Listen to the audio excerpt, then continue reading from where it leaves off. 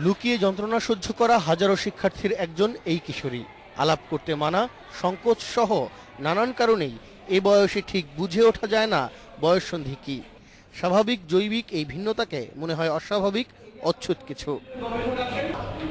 পড়ার বইতেও নেই কিছু, শিক্ষায়তনেও রয়েছে নানান বিড়ম্বনার ভয়। স্কুলে নিজেও একসময় পড়েছেন সংকোচ ও লজ্জার এমন বিড়ম্বনায়। এটা মেয়েদেরকে পিছিয়ে রাখে বা মেয়েদের পড়াশোনাকে বাধাগ্রস্ত করে, পাশাপাশি তারা ভালো রেজাল্ট করতে পারে না। তো তাদের যে প্রবৃদ্ধি, সেটাতে একটা অন্তরায় এই বিষয়টা। 128টি দেশের প্রায় 18,000 আবেদন জমা পড়েছিল বিল অ্যান্ড মেলিন্ডা গেটস ফাউন্ডেশনে। অনুদান দেয়া হয়েছে 19 নতুন প্রকল্পকে। ফারহানা পেয়েছেন 4 কোটি টাকার কিছু বেশি। মেলিন্ডা গেটসের একটা আগ্রহের জায়গা হলো যে মেয়েদের এম্পাওয়ারমেন্ট।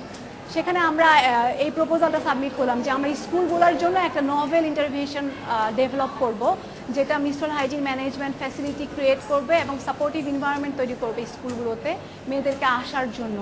স্বল্প বাজেটের গবেষণা হলেও গুরুত্বপূর্ণ বিষয়টি নিয়ে উদ্যোগ এলো বাংলাদেশে। এর ভেতরেই আশার আলো খুঁজছেন এই তরুণ গবেষক। তৈমুর মোহাম্মদ সালাহউদ্দিন, ইন্ডিপেন্ডেন্ট নিউজ, ঢাকা।